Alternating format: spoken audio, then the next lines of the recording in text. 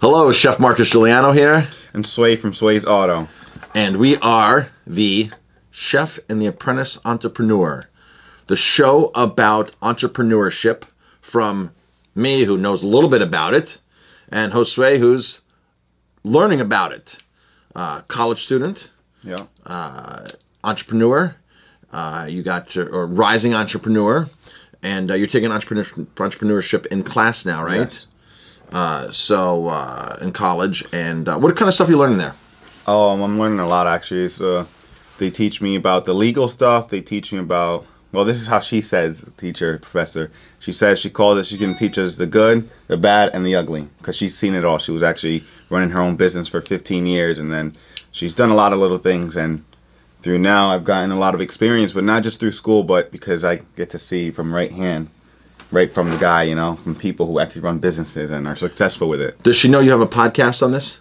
No. No? No. You keep that a secret for now? And I have to start, like, I'm going to tell her. Maybe you guys will see her soon.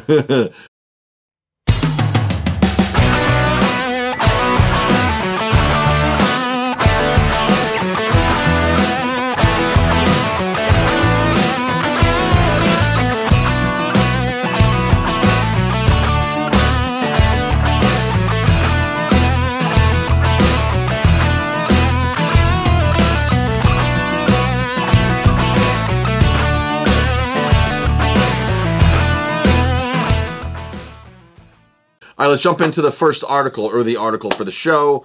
I send Josue every week some links to articles that I think would be nice to talk about. The things that he finds interesting, he's going to read the article. I'm going to commentate, and hopefully we can all learn. I learn stuff from this. You can learn stuff from this. Josue is learning stuff from this. This is just a learning session. That's why it's the Apprentice Entrepreneurship show, all about learning. So let's jump in. This is from, I don't even know what this is from. It's a Boston website, CBS Local. So in Boston, CBS, the local station up there.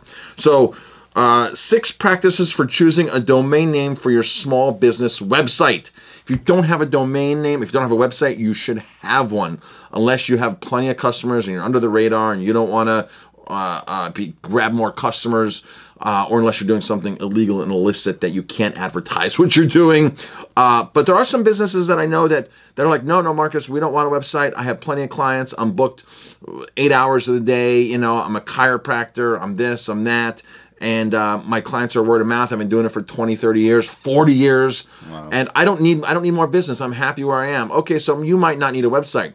But 98% of the other people out there, 99% of the people are not in that situation, and they need a website. They need to grab people's attention. They need to create traffic. They need to create business, whether it's online sales or getting people into a brick and mortar establishment like myself. I will need to get you into my doors to spend some money. So let's jump right in. Another thing you gotta be specific about is not just any website. I think that what kind of website we kind of want to look for now into today's day is something that's mobile friendly, because if I'm looking for something, I'm most likely going to look for it on my phone while I'm somewhere, you know. Right. I'm going to look for it. And if it's not mobile friendly, chances are. I know people that don't even own computers anymore. Yeah. But there's people that don't own a laptop. All they do is go on their phone and search away. Yeah. And I'm like, well, when you go to the, so people will say, oh, they'll call and say, I can't find your website, or I'm looking for your menu online. I'm like, well, when you go to your computer, they're like, I don't have a computer. I'm like, well, how are you looking me up? I'm like, duh, they're on their phone. Yeah. So that's very important. So be careful this clip you're playing with, Josue. You just made a comment how badass the camera is. That microphone is badass, and it picks up all kinds of things like that. So yeah, I made that mistake once. I sit here and stuff's on the table, and it's wood, so everything magnifies. So, all right, so we're restarting here.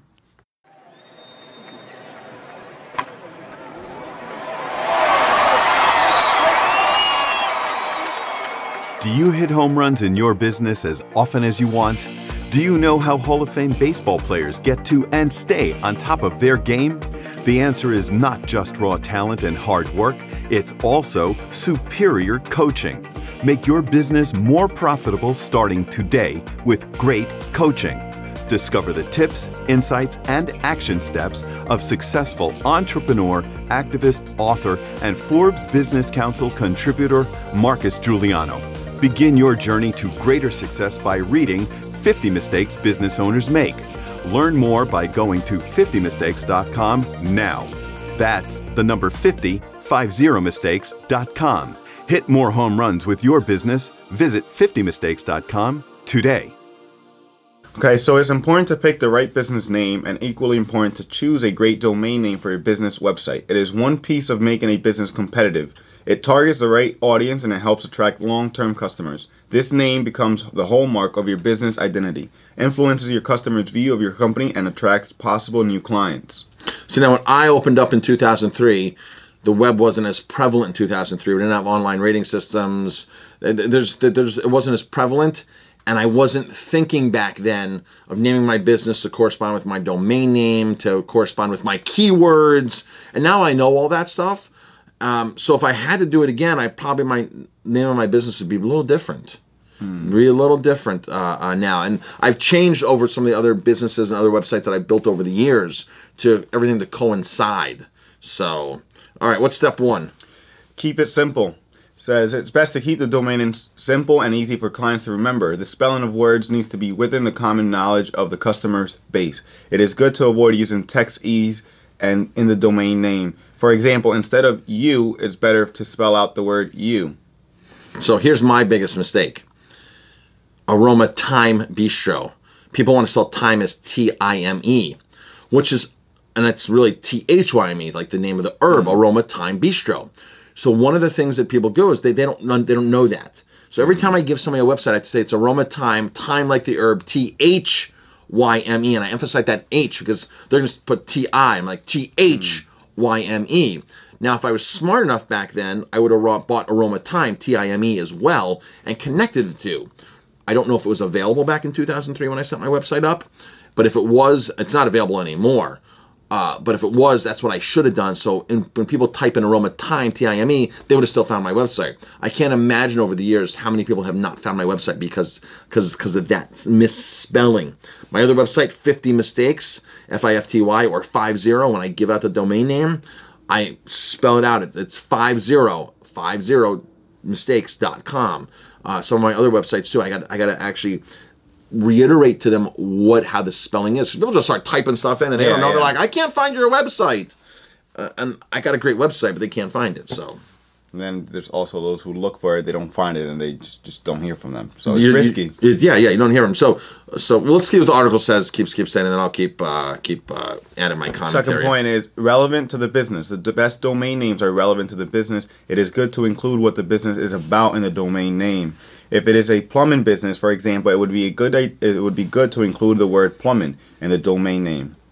Exactly. This is huge. I see some businesses out there, new startups, that your name is so off the beaten path that nobody knows what you do, and you don't have a tagline. So, like, if you notice, like all my social media accounts now, Hudson Valley Green Restaurant. That's my Instagram account. My other Instagram account is Hudson Valley Green Chef, because that's what I do. Let's listen to the second part, actually. It says if the business is local, it would be appropriate to include the city, county, or state in the domain's name. For example, Hudson Valley. Right. And you know this restaurant's in New York City, XYZ NYC. It says XYZ Restaurant NYC. So they know it's in New York City, or because the domain name's already taken. If you're doing Bob's Bistro, Bob's Bistro might be in California, because Bob's Bistro NYC.com now. bobsbistro.ny, bobsbistrony.com, or bobsbistrocolorado.com, right? So now you kind of know where it's located. But now, if you have a restaurant, I always refer to restaurants as the businessman, if you have a domain name that's like 8thstreetgrill.com, people in that city are going to know, oh, 8th Street Grill is on 8th Street. Yeah. Right? That'd be really clever. The address is in the domain name, and so is the business. It's a grill, 8th Street. And so that kind of stuff is really simple. And I kind of knew that when I opened Aroma Time, and I really couldn't find something that I was happy with. One of our biggest challenges here in Ellenville, we're on Canal Street. Yeah. We're 90 miles from Canal Street in Manhattan. I have sales reps that call me, man. They're like, I got wine for you to taste today, and I'm outside your door. the new sales rep. And I'm like, I'll go open the door. I'm like, you're not here. And they're like, well, I can't find 165 Canal Street. I'm like, if you can't find 165 Canal Street, you're in New York City. And they go, well, yeah, I am. Aren't you in New York City? Wow. I'm like, you didn't read the rest of my website. You didn't read the information. You didn't read the rest of my business card. Just assumed. And I've had that happen literally a dozen times over the years. Oh, I'm at your door, and I can't find your address. Wow. So yeah, relevant in the business name. The other part says, research the name. It is important to research the domain name to avoid any future legal issues with infringement. It is very important to choose a business name and domain name that is not copyrighted or trademarked by another entity. Yep. So go talk to an attorney. Have them do a research any kind of corporations that are out there that might have that name. That's what I always do. Go to your accountant or attorney. They'll usually do it for free, too. My accountant does it for free. That's part of the service she offers. The other thing is there's a website called NameCheck. And it might be like NME Check or NAMECHCK, something. Google NameCheck, and you can type in the name you want to use, and it scours all the sites. Tumblr, Blogger.com, .net, Wow. Instagram, Facebook, Twitter, and it tells you. And that's how I've picked some of my other domain names, because I'm not going to get a domain name with something that other people have. Yeah, it's just so now I can match up and say, okay, my domain name is this, my Instagram's the same, my Twitter's the same, my Facebook's the same, and everything's congruent. Yeah. So NameCheck, just Google NameCheck. It's a really awesome tool. I also like about the name of your business is that along the years I've heard a lot of it being called ATB. ATB. So it's almost shortened and it's almost like catchy. I like that. Right. So ATB is a great thing for Aroma Time Bistro. And I just haven't branded that ATB as much. I'm guilty. I haven't branded it. The whole ATB should be a whole brand in itself. Meet me at ATB. Happy hour at ATB. ATB equals love. ATB. I should have shirts. I should have banners. I should have business cards. ATB, and then Aroma Time Bistro at the bottom, because people can remember ATB better than Aroma. This is what I'm going to do. I'm going to start doing that. See, I told you we can all learn from this. Yeah. I'm going to start doing that. I'm going to start doing that. Then it says, build business brand. As with all other aspects of business branding, a domain name reflects the brand of the business it represents. It is good to make a domain name catchy and easy to remember for current and future customers, ATB. Keep in mind the previous item of simplicity and using proper words. Yep, exactly. I mean, I have some websites that are super simple. I have like 30 domain names. I just canceled a bunch the other day because I just have too many domain names. But yeah, when I buy a domain name, man, it's simplicity. It's simplicity, and it describes what I'm doing. Like I have a great website, nofarmedsalmon.com. Well, that's all it's about is nofarmsalmon.com, and it's great. And when people find it, then they find my restaurant. I have another website, sociallyresponsiblecuisine.com. Wow. So about all the social impacts, negative social impacts of food production, all the slave labor, all the environmental issues with food. The restaurant business can be a very dirty business, and that domain name is great. It gets a good amount of traffic, and people find me through there. So, and when you get a YouTube channel too, I didn't mention YouTube. I mentioned Instagram, Twitter, and Facebook. It'll match up. That name check will match up YouTube. So if you're getting if you're getting a business started, you want all those things in sync at one time. So when they're typing in, Bob's Plumbing, oh, look, Bob's Plumbing has a YouTube. Oh, Bob's Plumbing has an Instagram. Oh, Bob's Plumbing has a Facebook. Oh, Bob's Plumbing has a website. So an email to be able to contact. Yeah, bob@bobs.com, bobs@bobsplumbing.com. Make it all simple. Then that's one of my pet peeves. When people have a beautiful website, and I'm like, can I email you? And they're like, yeah, it's so-and-so at gmail.com. I'm like, where's the bobsplumbing.com email? Like you've done all this work or paid somebody to do all this work for this beautiful website, and then you're using a Gmail account. I use a Gmail account, but marcusguiliano.com goes to Gmail. Chef at Aroma Time Bistro goes to my Gmail, and when I send mail out of my Gmail, I can pick what domain I want. Social Responsible Cuisine, MarcusG at marcusg.tv, chef at chefonamission.com, speaker. So I have all these websites, all these domain names, and they all get funneled to Gmail. But then Gmail's programmed to even receive that incoming mail from all those other emails, and when I send it out, it's still from a professional email. So I can't stand when people just give me a Gmail account or a Yahoo, or here's a kicker, great website, and they're like Bob's Plumbing at AOL.com. I'm like, bring back the 90s, would you? You're still on AOL? Wow. I mean. So yeah, I mean, get your email to match all this as well. So lastly, it says choose a relevant domain extension. With all the different domain extensions available, it is important to choose the one that best represents your business. In general, a .com is for a profit company or commercial business. A .net is for a network, and a .org is for a nonprofit organization. Yeah, I made that mistake and got like aromatime.org one time. I quickly dropped it, and my first web designer, it was like aromatime.biz or aromatime.net or something. And after a couple of years, I was like, no, it's aromatimebistro.com is what we are. So .coms are filling up, so you got to be careful with the with choosing a name. So if some people are gonna like go out and form a business name, and well, I'm just gonna go back to Bob's Plumbing. Bob's Plumbing, go get their DBA, fill out a corporation, then go to get their website last. They're like, man, Bob's Plumbing is taken. Bob'sPlumbing.com, Bob's Plumbing New York. All these .coms are taken for anything that resembles Bob's Plumbing.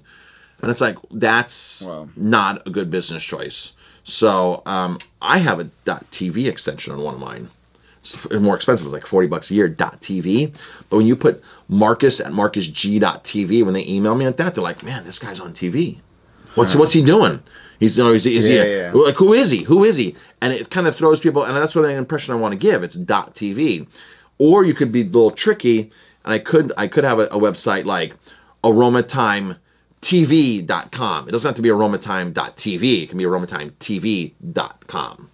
And people get confused, so you got to really make sure you really enunciate your websites and your emails properly. Even though I enunciate Marcus and marcusg.tv, people are like, well, it didn't go through. I'm like, did you add a .com? They're like, well, yeah. I said, I never told you .com. It's .tv. So, yeah. All right, is that it? Yes, that is all. Beautiful. Good information in there. Get to 50mistakes.com. It's a cyber coaching website. There's lots and lots of great information there. Free information. Get on the email blast. Check out this podcast. We'll have some links to it on there. This is probably episode number 3, I think, right now. I'm not sure. Episode number 4. I'm not sure. We're losing track. We're creating content. Just depends how we release it. Josue, what'd you learn today? Biggest thing you took away from today's show? Biggest thing I took from today's show would be about the name brand and making sure it goes around and it's almost the same everywhere you go, because you don't want to lose traffic along the way because of the name. Perfect. I agree. That's a good takeaway. Leave some comments below if you're watching this on YouTube.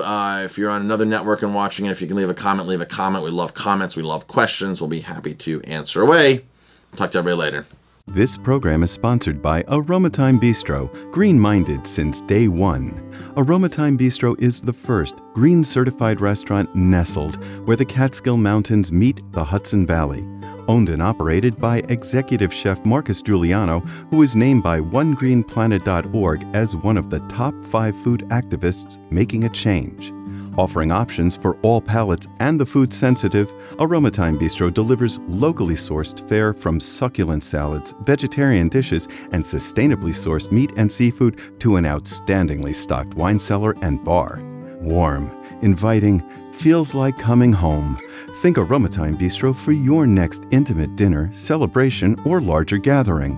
For more information, go to aromatimebistro.com. That's aromatime, THYME, bistro, aromatimebistro.com. Or call us at 845-647-3000.